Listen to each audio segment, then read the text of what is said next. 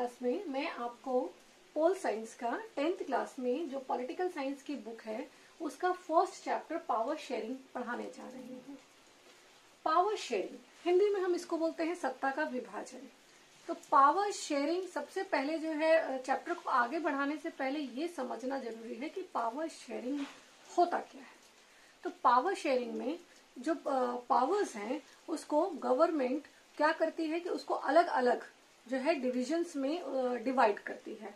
अगर हम पावर को किसी एक आदमी के हाथ में कंसंट्रेट करते हैं या गवर्नमेंट अपना सारा पावर एक हाथ में अपने हाथ में सेंट्रलाइज करती है तो उसके बहुत सारे कॉन्सिक्वेंसेस हो सकते हैं। तो जरूरी है डेमोक्रेसी को अगर हमको बहुत बढ़िया से चलाना है, डेमोक्रेसी के जो रूल्स हैं या नियम हैं हमको उसको फॉलो करना है तो पावर शेयरिंग जरूरी हो जाता है। पावर शेयरिंग को समझने के लिए जो है आपको इस चैप्टर में दो स्टोरीज से स्टार्ट किया है। दो कंट्री अलग अलग, जिसका जो है एक यूरोप में कंट्री है और एक हमारे एशिया का कंट्री है। एथनिक जो है ग्रुप्स वहां पे डिफरेंसेस बहुत ज्यादा है। दोनों ने पावर शेयरिंग को किस तरीके से हैंडल किया इसके थ्रू आपको ये समझाने की कोशिश किया जाएगा इस चैप्टर में कि पावर शेयरिंग क्यों जरूरी है। अगर हम पावर शेयर नहीं करते हैं, अगर कोई देश की गवर्नमेंट पावर शेयर नहीं करती है तो उसके क्या इफेक्ट्स होते हैं लोगों पर या सरकार पर। तो सबसे पहले स्टार्ट करते हैं बेल्जियम। बेल्जियम जो है यूरोप में एक छोटा सा कंट्री है जिसका कैपिटल का नाम है ब्रुसेल्स। आपने सुना होगा ब्रुसेल्स। फिर है जिसका पॉपुलेशन लगभग 1 करोड़, लगभग अप्रॉक्स बोलता है 1 करोड़ के आसपास। और पॉलिटिकली जो है ये 3 देशों से घिरा हुआ है, नीदरलैंड, लग्जमबर्ग एंड जर्मनी। ये बेटा आपके एग्जाम में 1 मार्क्स का क्वेश्चन आ सकता है इसमें कि जो है बेल्जियम की राजधानी क्या है, तो आपको याद रखना है ब्रुसेल्स। दूसरा जो है कि बाउंड्रीज जो है वो किन किन देशों से घिरा हुआ है, तो नीदरलैंड, लग्जमबर्ग एंड जर्मनी याद रखना है।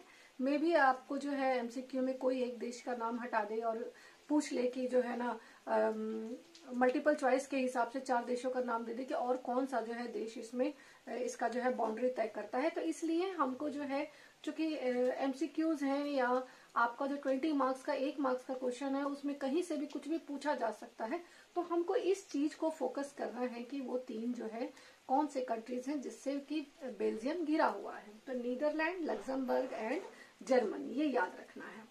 दूसरा जो है कंट्री हम लेते हैं श्रीलंका, जो कि एशिया में है और जिसका अगर हम सिचुएशन देखते हैं तो वो आ जाता है हमारे इंडिया के सर्दर्न पार्ट में।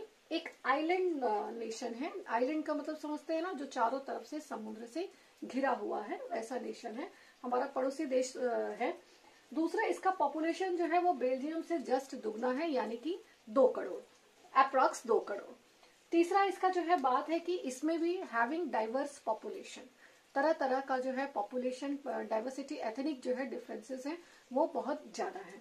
जब हम अभी बेल्जियम का देखेंगे कि वहां का एथनिक डिफरेंसेस क्या है और श्रीलंका का एथनिक डिफरेंसेस क्या है, और उस हिसाब से बेल्जियम की गवर्नमेंट ने अपने जो है एथनिक डिफरेंसेस को किस तरीके से हैंडल किया, इस तरीके से हैंडल किया कि सारी दुनिया ने उसके लिए ताली बजाया। वहीं पर हम जब आगे श्रीलंका के बारे में देखेंगे कि श्रीलंका ने अपने एथनिक डिफरेंसेस को किस तरीके से मैनेज नहीं किया, हम ये देखेंगे कि उन्होंने किस तरीके से जो है अपने यहाँ पर बहुसंख्यक जो नीति है उसको जो है फॉलो किया और सिविल वॉर का कॉज बना। श्रीलंका बहुत सालों से, बच्चों ये इस चीज को समझ लो कि बहुत सालों तक श्रीलंका जो है वो सिविल वॉर से ग्रसित रहा। सिविल वॉर क्या होता है, वो एक ऐसा सिचुएशन जिसमें कि युद्ध होता हुआ सा आभास होता है। युद्ध होता, ऐसे फिजिकली युद्ध नहीं होता है, लेकिन वहां के पीपल्स जो है अपने गवर्नमेंट से, अपने सरकार से जो है ना डिमांड्स रखते हैं अपने, और गवर्नमेंट और पीपल्स के बीच में एक टेंशन भरा माहौल रहता है जिसको कि हम सिविल वॉर के नाम से जानते हैं।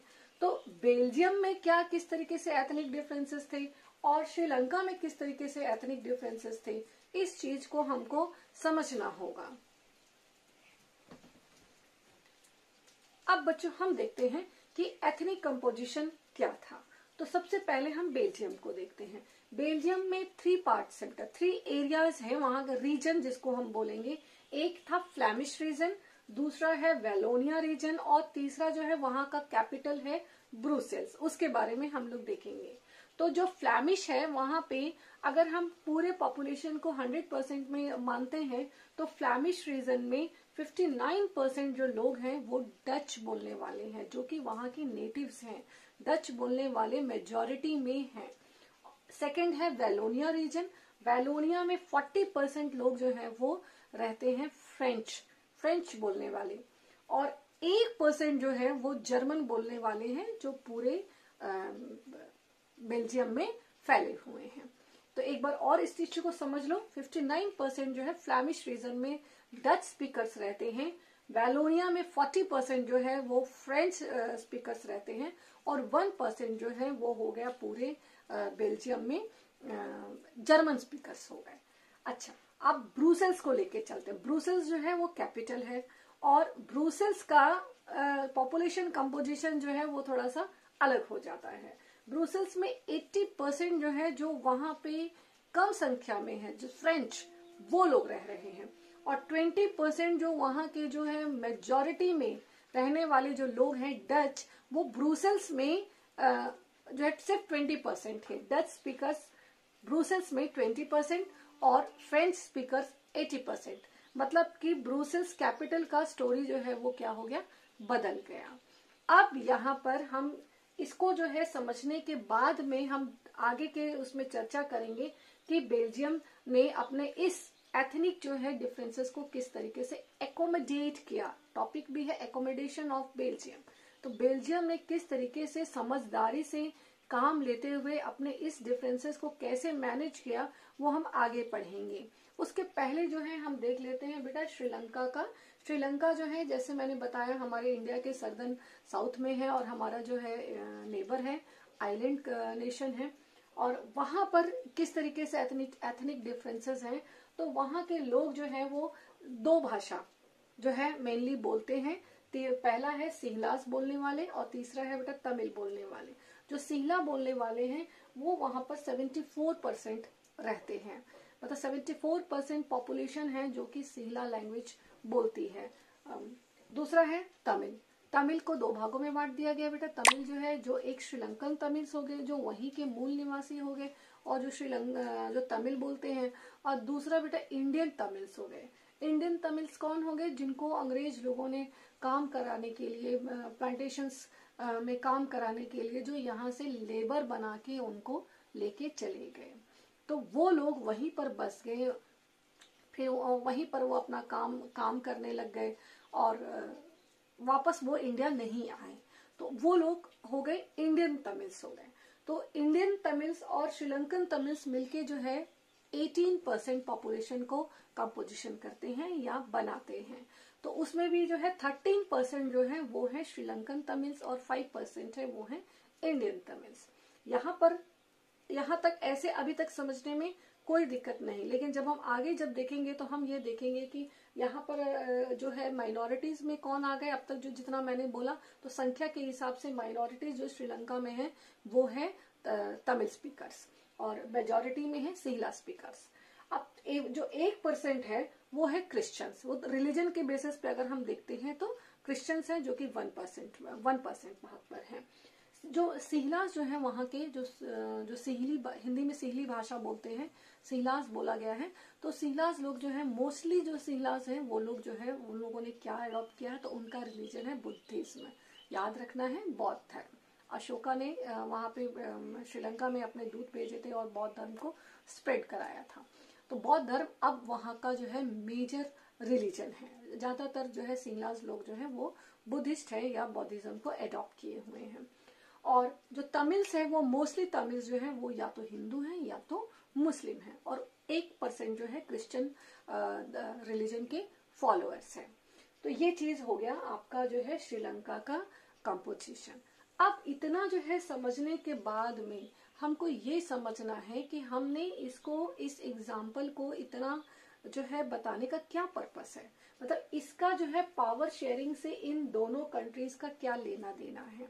तो तो ये चीज समझ लेना है कि बेल्जियम में जो मेजॉरिटी में थे वो थे डच स्पीकर्स। याद रखना है क्या कौन थे, डच स्पीकर्स। और जो उससे उसके बाद जो थे जो माइनॉरिटीज में आ जाएंगे वो कंपैरिजन टू डच वो थे फ्रेंच। और फ्रेंच लोग माइनॉरिटीज में होते हुए भी ये लोग वेल ऑफ फैमिलीज थे, रिच थे, इकोनॉमिक जो है सोशल में भी समाज में भी इनका ऊंचा स्थान था और जो है इकोनॉमिकली भी ये लोग बहुत पावरफुल थे। इसलिए जो है ये लोग ज्यादा जो है इनकी चलती थी। और जो डच स्पीकर्स थे वो अपने आप को दबा हुआ महसूस करते थे।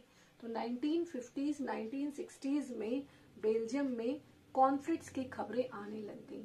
किनके बीच में, तो फ्रेंच स्पीकर्स के बीच में और डच स्पीकर्स के बीच में। और सबसे ज्यादा जो तनाव वाला टेंशन वाला जो स्थिति था वो कहाँ हो सकता है, ब्रुसेल्स में, जो कैपिटल है वहां का बेल्जियम का। तो ब्रुसेल्स में क्यों हुआ, ब्रुसेल्स में इसलिए हुआ क्योंकि मैंने आपको बताया कि 80% वहां पर फ्रेंच बोलने वाले लोग रह रहे हैं और 20% जो है वो है आपके डच बोलने वाले लोग रह रहे हैं। तो ज्यादा इंटेंस टेंशन का जो सेंटर था वो था ब्रुसेल्स। अब इतनी जो है डाइवर्सिटी लिए हुए बेल्जियम ने जो स्टेप उठाया, जो वहां के अपना जो है कई अमेंडमेंट्स किया कॉन्स्टिट्यूशंस में, 4 बार अमेंडमेंट किया कॉन्स्टिट्यूशंस में, और उसने इस तरीके से पावर शेयर किया कि डच लोग भी खुश हो गए, वो भी अपने आप को जो है ना सेफ महसूस किए।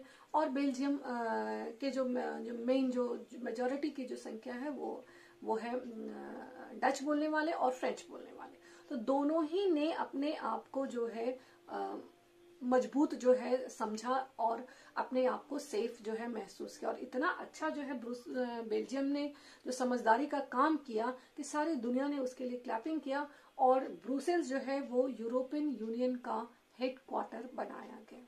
सेफ है इसलिए उसको जो है बनाया गया।